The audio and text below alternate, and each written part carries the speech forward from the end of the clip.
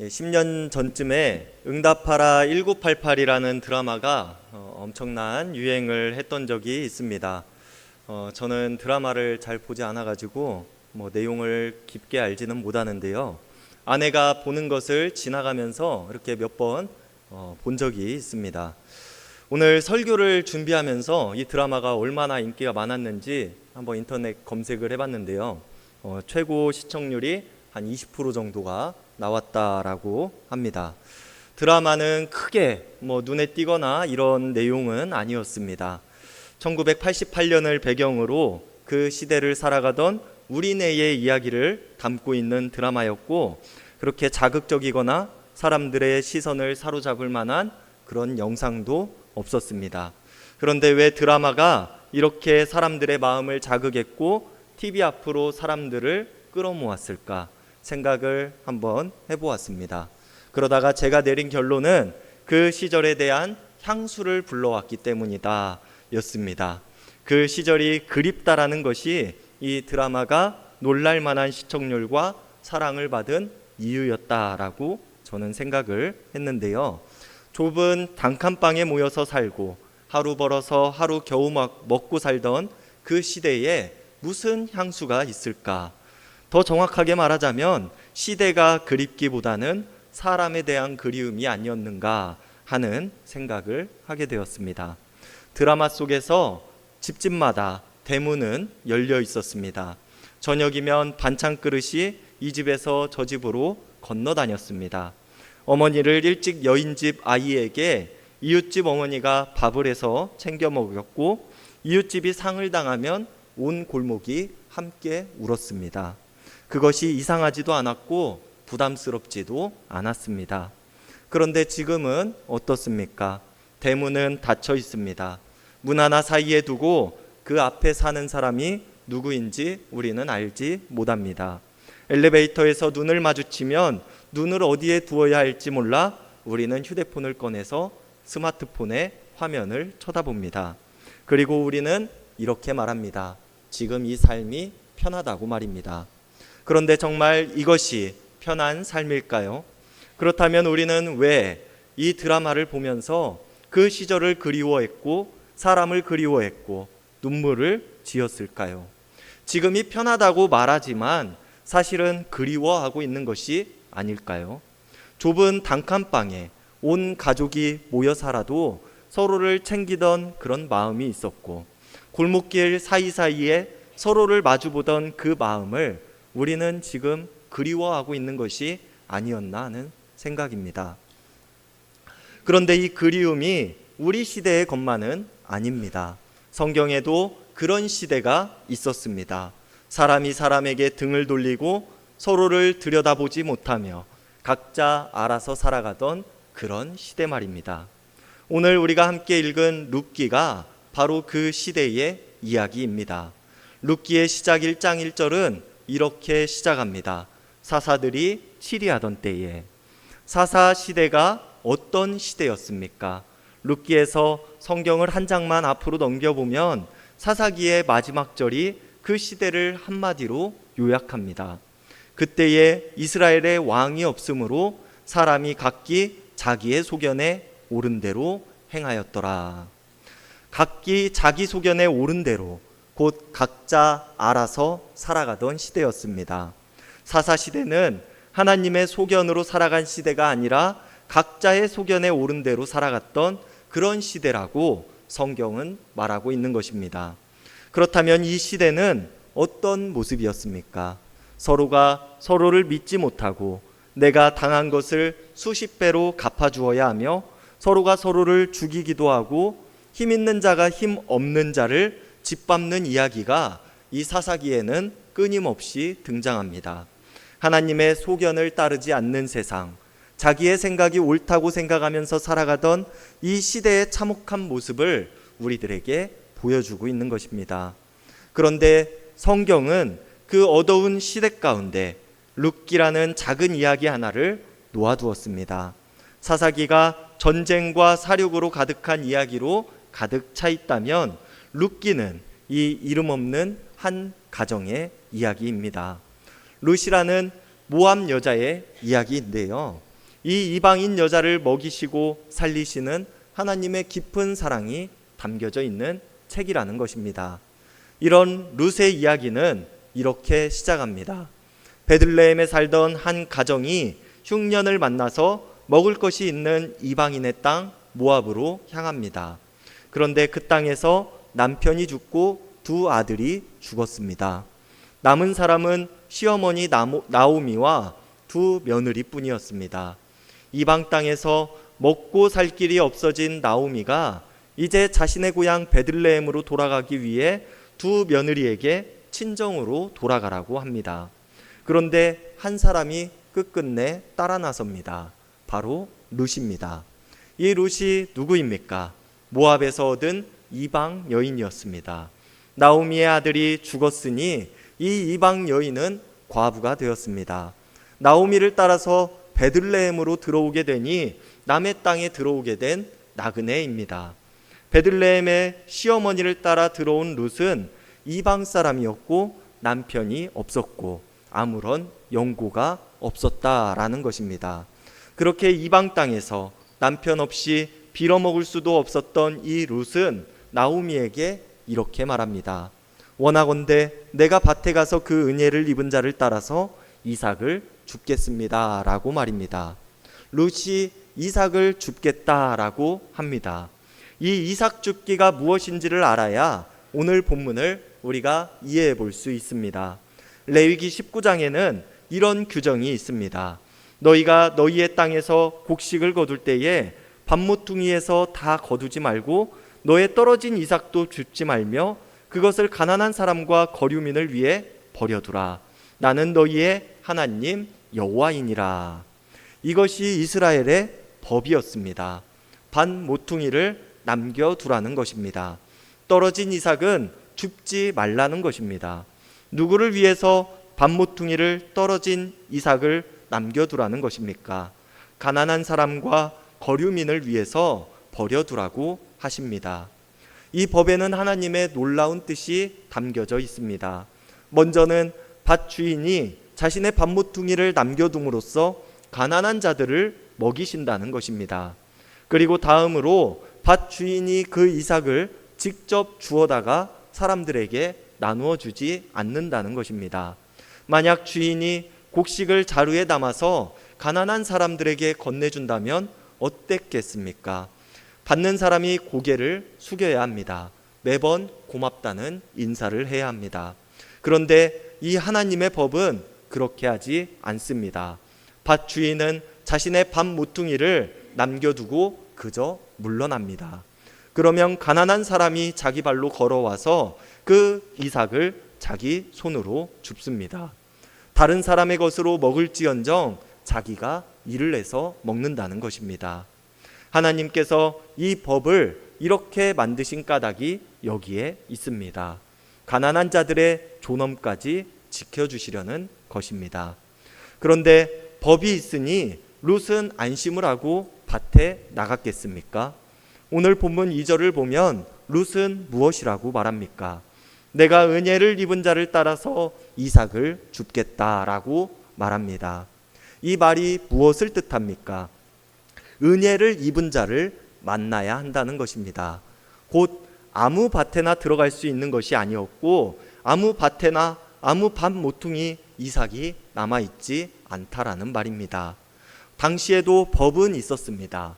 그런데 법이 있다고 해서 그 법이 저절로 작동하지는 않았습니다. 밭 주인이 하나님의 법을 어기고 밭모퉁이를 남기지 않아도 그를 잡아갈 사람이 없었습니다. 떨어진 이삭을 다시 주워서 자신의 주머니에 담아 넣어도 그에게 벌금을 물릴 사람이 없었습니다. 사사시대는 각기 자기 소견에 옳은 대로 행하던 시대였고 법은 있었지만 이 법을 감시하는 기관이 없었기 때문입니다. 더구나 이 여자는 모압 사람이었습니다. 우리 법은 우리 백성을 위한 법이지 모압 여자를 위한 법이 아니다. 나가라 라고 말하면 밭 주인이 그렇게 말을 하게 되면은 그만이었다라는 것입니다. 그러니까 사사시대에도 법은 있었으나 하나님의 법대로 따르는 사람은 적었다라는 것입니다. 그렇게 오늘 본문 3절로 가면 룻이 가서 베는 자를 따라서 밭에서 이삭을 줍는데 우연히 엘리멜렉의 친족 보아스에게 속한 밭에 이르렀다라고 성경은 기록합니다. 우연히라고 말합니다. 룻은 아무 계획이 없었습니다. 이 밭이 누구의 밭인지도 몰랐습니다. 그냥 이삭을 줍기 위해 들어간 밭이었습니다. 그런데 그 밭은 하필 보아스의 밭이었습니다.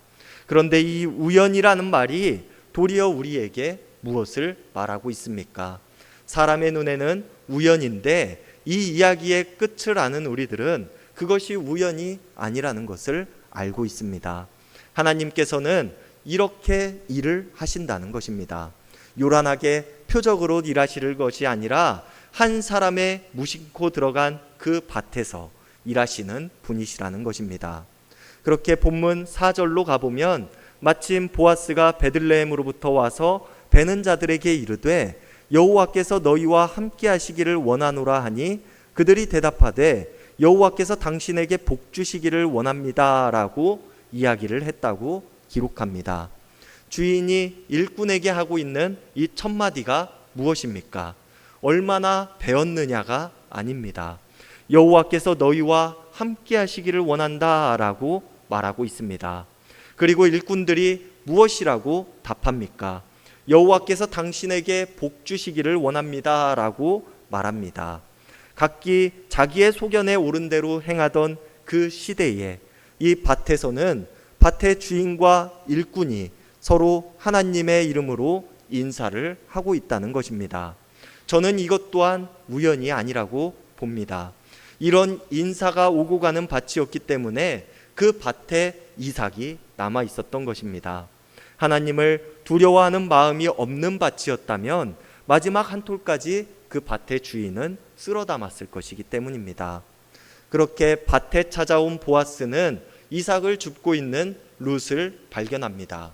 그리고 자신의 일꾼들에게 묻기를 이 소녀가 어느 집의 소녀냐고 물었고 그의 사환이 말하기를 이는 나오미와 함께 모압 지방에서 돌아온 모압 소녀라고 대답을 합니다. 이 사환이 말하고 있는 것이 무엇입니까? 모압 소녀라는 말을 두 번이나 하면서 이방 여인임을 강조하고 있습니다. 그런데 보아스의 반응은 이 사환의 반응과는 다릅니다. 내 딸아, 이삭을 주우러 다른 밭으로 가지 말고 여기서 이삭을 계속 주어라 라고 말합니다. 또 목이 마르거든 내가 가지고 있는 그 물을 마시라고 합니다. 보아스는 룻을 내 딸이라고 부릅니다. 방금 사환은 저 여자를 모압 사람이라고 표현했지만 보아스는 그를 딸이라고 부르고 있는 것입니다. 거기에 덧붙여 다른 밭으로 가지 말고 자기 소녀들과 함께 이삭을 주우라고 합니다. 아무도 그녀를 건드리지 못하게 하며 목이 마르면 물도 마시라고 합니다. 하나님께서 이스라엘 백성들에게 명령하신 법은 밭 모퉁이를 남기라고 하신 법이었습니다. 그런데 보아스는 이 하나님께서 말씀하신 법 이외의 것들까지 오늘 하고 있는 것입니다. 안전을 지켜주고 물을 내어주고 딸이라고 불러줍니다. 그러자 룻이 엎드려 보아스에게 묻습니다. 오늘 본문 10절입니다. 나는 이방 여인이거늘 당신이 어찌하여 내게 은혜를 베푸시며 나를 돌보십니까? 왜 나에게 이렇게까지 하십니까? 나는 이방 여자인데 라고 말하고 있는 것입니다. 이 사람이 그동안 어떤 대접을 받으며 살았기에 이런 질문을 하고 있겠습니까? 친절을 받아본 적이 없기 때문에 이런 질문을 하고 있다라는 것입니다. 여기서 오늘 우리가 꼭 알아야 할 단어가 하나 있습니다. 룻이 지금 은혜를 베푼다고 말했는데 히브리 말로는 헤세드라고 합니다. 우리가 지난 수요 예배 때도 다루었던 단어인데요. 은혜, 사랑이라는 단어들로 이 말은 해석되어집니다. 여기서 말하는 은혜와 사랑은 우리가 흔히 아는 은혜와 사랑이라는 말과는 조금 다릅니다. 이 헤세드 사랑은 하지 않아도 아무도 뭐라고 하지 않을 때 하고 있는 것을 가리킬 때가 많다라는 것입니다. 이 은혜와 사랑이 의무라면 이것들을 하지 않는다면 그에 맞는 벌을 받습니다. 그런데 헤세드는 하지 않아도 벌을 받지 않습니다. 그러나 그럼에도 하고 있는 것입니다. 나오미가 이전에 모압 땅에서 남편과 두 아들들이 죽었을 때 두 며느리에게 너희들의 고향으로 돌아가라고 했던 그 말도 헤세드였습니다. 하지 않아도 되는 것이었고, 한 집안의 며느리로서 남편이 죽어도 그 집을 지켜야 했지만 시어머니 나오미는 두 며느리를 헤세드의 은혜와 사랑으로 각자 갈 길로 떠나가라고 했습니다. 그런데 그 중에 룻은 시어머니를 끝까지 따르기를 원했습니다. 시어머니가 자신을 놓아주었으니 자유롭게 고향으로 돌아갈 수 있었고 그들의 관계는 끝난 것이었지만 룻은 시어머니를 따라 이방 땅 베들레헴으로 왔습니다. 룻이 시어머니에게 보인 것도 이 헤세드의 은혜와 사랑이었습니다. 하지 않아도 되는 것이지만 그것을 행하는 사랑, 이것이 바로 헤세드인 것입니다. 그리고 오늘 본문 11절에서 보아스가 룻에게 이렇게 말합니다. 내 남편이 죽은 후로 내가 시어머니에게 행한 모든 것을 내가 다 들었노라. 들었다라고 말합니다. 룻이 자랑을 하고 다닌 것이 아닙니다. 소문이 났다라는 것입니다. 그리고 그 소문 때문에 보아스의 마음이 움직였습니다. 나오미가 룻에게 헤세드를 베풀었습니다. 그리고 룻이 나오미에게 헤세드를 베풀었습니다. 의무가 없는데도 자신들의 며느리를 놓아주었고 의무가 없는데도 시어머니를 따라왔습니다. 그런데 그 헤세드가 소문이 되어서 보아스에게까지 이르렀고 이제 그 보아스가 룻에게 헤세드를 베풉니다. 법이 요구하지 않는 것까지 해주고 있다라는 것입니다. 여러분, 헤세드는 이렇게 옮겨 다닙니다. 한 사람이 시작하면 그것이 다른 사람에게로 건너간다라는 것입니다. 여러분, 우리가 앞에서 드라마 이야기를 하면서 우리가 그리워하던 그 시절이 있었다라는 이야기를 했습니다. 대문이 열려 있고 반찬이 오가고 남의 집 아이를 함께 키우던 그 시절 말입니다. 그런데 우리가 정말로 그리워하고 있는 것이 무엇입니까? 비좁은 골목입니까? 우리가 모여 살던 그 단칸방입니까? 우리가 정말로 그리워하는 것들은 이것들이 아니라 사람입니다. 나를 봐주는 사람, 내가 없으면 나를 찾아주는 사람이 우리들에게는 필요하다라는 것입니다. 그리고 오늘 본문이 우리들에게 그 길을 보여주고 있습니다. 보아스가 한 일이 무엇이었습니까? 그가 한 일은 대단한 일이 아니었습니다. 자기의 밭 모퉁이를 남긴 것입니다. 그리고 이삭을 줍는 여인 하나에게 물을 마시게 한 것입니다. 그리고 그를 딸이라고 불러준 것입니다. 그것뿐입니다. 그런데 그 작은 밭 모퉁이 하나가 한 사람을 살렸습니다. 그러면 우리에게 밭 모퉁이가 무엇이겠습니까? 우리 시대에는 곡식밭이 별로 있지 않습니다. 그러나 우리들에게도 거두는 것들이 있습니다. 시간이 있고 물질이 있고 힘이 있고 자리가 있습니다. 그런데 우리는 그것들을 다 거두려고 한다는 것입니다. 한 톨도 남기지 않고 모든 것을 쓸어 담으려고 합니다. 그리고 그것이 부지런한 인생이라고 우리는 세상에서 자라면서 배워왔습니다. 그런데 오늘 하나님의 법이 무엇이라고 말합니까? 다 거두지 말라고 합니다. 그렇게 우리의 시간에 모퉁이를 남겨둔다면 우리에게 이야기하고 싶은 한 사람이 우리의 인생으로 걸어 들어옵니다. 우리 물질에 모퉁이를 남겨둔다면 그것이 필요한 사람들에게 흘러 들어갑니다. 우리 마음에 모퉁이를 남겨두면 우리가 미처 보지 못했던 사람이 우리의 눈에 들어오게 됩니다. 그런데 우리의 삶이 빈틈없이 꽉 차 있으면 어떻게 됩니까? 아무도 들어올 수가 없습니다. 그리고 우리는 그것을 효율이라고 부르며 살아갑니다. 우리가 살아가는 이 세상에도 법이 있습니다. 제도가 있고 규정이 있고 도와야 한다라는 그 원칙도 있습니다. 교회에도 있습니다. 서로 사랑하라는 계명이 있고 나그네를 대접하라는 하나님의 말씀이 있습니다. 그런데 그 법이 있다고 해서 저절로 돌아갑니까? 룻이 살던 시대에도 법은 있었습니다. 반모퉁이를 남기라는 그 법 말입니다. 그런데 그 법이 룻을 살린 것이 아닙니다. 하나님을 경외하는 마음으로 그 법을 지킨 보아스가 룻을 살렸습니다. 만약 보아스가 그 법을 무시했다면 어떻게 되었겠습니까? 아무도 그를 벌하지는 않았을 것입니다. 그러나 룻은 굶었을 것이라는 것입니다. 그러니 법과 원칙이 아무리 좋아도 그것을 자기 삶에서 실제로 움직이는 한 사람이 우리의 삶에 있어야 한다는 것입니다. 그 한 사람이 있을 때 그 법이 비로소 살아난다라는 것입니다. 이 보아스와 룻의 이야기는 보아스와 룻이 결혼을 하며 끝을 맺습니다. 그리고 아들을 낳는데 그 아들의 이름이 오벳입니다. 오벳이 이새를 낳고 이새가 다윗을 낳습니다. 이스라엘의 왕이 태어났고 다윗의 집안에서 그리스도께서 나셨습니다. 그 모든 것이 어느 밭에 남겨진 이 이삭 몇 줌에서 시작되었다라는 것입니다. 보아스가 그날 자기가 무엇을 하고 있었는지는 알 수 없었을 것입니다. 그저 반모퉁이를 남겼고 낯선 여인 하나를 딸이라고 불러주었을 뿐입니다. 그런데 하나님께서는 그 작은 헤세드 위에 구원의 역사를 세우셨습니다.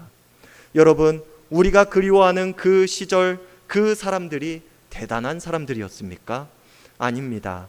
그저 반찬 한 그릇을 건네던 사람들이었습니다. 남의 집 아이 밥 한 끼를 챙기던 그런 작은 사람들이었습니다. 그런데 그 작은 것들이 사람을 살렸습니다. 그런데요, 이 헤세드 반모퉁이를 남기고 이삭을 남기는 은혜와 사랑이 도대체 어디서부터 시작된 것입니까? 시어머니 나오미가 며느리 룻에게 베푼 그 헤세드, 룻이 시어머니에게 베푼 그 헤세드, 보아스가 룻에게 베푼 그 헤세드가 어디서부터 시작되고 어디서부터 온 것입니까? 그 사람들이 유난히 착해서 온 것이 아닙니다. 하나님께서 먼저 그렇게 하셨기 때문에 그 백성들에게 옮겨온 것입니다. 생각해 봅시다. 이스라엘 백성들이 어떤 백성들이었습니까? 이집트에서 종살이하던 사람들이었습니다. 아무 힘도 없고 하나님께 무엇을 드릴 만한 것도 없는 사람들이었습니다. 그런데 하나님께서는 그들을 구원하셨습니다. 하나님께서 그들을 구원하실 의무가 있으셨습니까? 없었습니다. 하지 않으셔도 아무도 하나님께 뭐라고 할 사람이 없었습니다. 그런데 하나님께서는 이것을 하셨다는 것입니다. 그것이 바로 헤세드입니다. 그리고 하나님께서 무엇이라고 말씀하셨습니까? 우리가 앞에 레위기 19장에서 반모퉁이를 남기라고 하셨습니다. 그리고 그 말씀 뒤에 나는 너희의 하나님 여호와니라 라고 말씀을 덧붙이셨습니다. 곧 이렇게 하라는 것입니다. 내가 너희에게 그렇게 했으니 너희도 그렇게 하라. 내가 너희를 건졌으니 너희도 거저 남겨두라 라고 말입니다. 그러니 반모퉁이를 남기는 일이 무엇이겠습니까? 단순히 우리가 착한 사람이 되고자 하는 일이 아니라는 것입니다. 먼저 하나님께 받은 그것을 흘려보내는 일이라는 것입니다. 오늘 본문 12절을 보면 하나님 여호와께서 그의 날개 아래에 보호를 받으러 온 내게 온전한 상 주시기를 원한다라고 보아스는 말합니다. 하나님의 날개 아래라고 말하고 있습니다. 어미새가 날개를 펴서 새끼를 품고 있는 모습입니다. 밖에서 비바람이 몰아쳐도 그 날개 아래는 안전합니다. 그리고 그 새끼는 자기의 힘으로 그 안에 있는 것이 아니라는 것입니다. 어미새가 날개를 펴주었기 때문에 그 안에 있는 것입니다. 보아스는 룻이 지금 하나님의 날개 아래로 들어와 있다라고 말하고 있는 것입니다. 우리도 그 날개 아래로 들어온 사람들입니다. 우리가 무엇을 잘해서 그 안에 있다라는 것이 아닙니다. 우리가 자격을 갖추어서 그 날개 아래로 들어간 것도 아닙니다. 하나님께서 날개를 펴주셨기 때문에 우리가 그 날개 아래 들어가 있는 것입니다. 룻이 물었던 그 질문을 우리도 하게 됩니다. 나는 이방 여인이거늘 당신이 어찌하여 내게 은혜를 베푸시니까? 우리도 그렇게 물을 수밖에 없는 사람들입니다. 어찌하여 나 같은 사람에게 이렇게 하십니까? 라고 말입니다. 그리고 하나님께서는 우리에게 말씀하십니다. 내가 너에게 헤세드의 사랑을 베풀었다라고 말입니다. 그렇다면 그 답변을 받은 사람이 할 일이 무엇이겠습니까? 우리의 밥모퉁이를 남기는 일입니다. 그리고 오늘 우리가 말씀에서 나눈 것처럼 밭모퉁이를 남기는 일, 물 한 그릇을 내어주는 일, 사람에게 딸이라고 불러주는 일을 우리가 해야 한다라는 것입니다. 여러분, 오늘 이 예배를 마치고 나갈 때 우리 곁에 이삭을 주우러 온 한 사람이 있을지 모릅니다. 우리는 그가 누구인지 잘 모릅니다. 그런데 그 사람에게 필요한 것이 무엇이겠습니까? 대단한 것이 아닙니다. 눈을 마주치고 인사를 건네는 것, 이름을 불러주는 것, 밥 한 끼를 함께 먹자라고 청하는 것입니다. 우리 시대는 그것조차 하지 않는 시대가 되었습니다. 대문은 닫혔고 우리는 그것이 편하다라고 말합니다. 그러면서도 그 시절을 그리워하면서 눈물을 흘립니다. 그러니 우리 가운데 누군가는 먼저 문을 열어야 합니다. 오늘 우리가 남기는 그 모퉁이가 무엇이 될지는 우리는 알지 못합니다. 다만 하나님께서 알고 계십니다. 그러니 오늘 이 예배를 통하여서 우리 밭을 한번 돌아볼 수 있기를 바랍니다. 우리의 시간과 물질과 마음 가운데 남겨둘 그 모퉁이가 어디인지를 말입니다. 그리하여 우리가 먼저 하나님께 받은 그 헤세드를 우리 안에 두지 아니하고 우리 곁에 한 사람에게로 흘려보내며 하나님의 법과 말씀이 우리를 통해 실제로 움직이는 그 한 사람으로 살아갈 수 있기를 바랍니다. 우리의 작은 밭 모퉁이를 통하여 소통이 끊어지고 사랑이 끊어진 이 시대 속에서 우리의 대문을 여는 한 사람이 될 수 있기를 바라고, 그 대문 안으로 들어온 그 한 생명을 살려내므로 이 땅 가운데 하나님의 법이 차고 넘쳐나는 그 하나님의 헤세드의 통로가 될 수 있는 저와 여러분들 모두의 인생이 될 수 있기를 주님의 이름으로 간절히 소망합니다.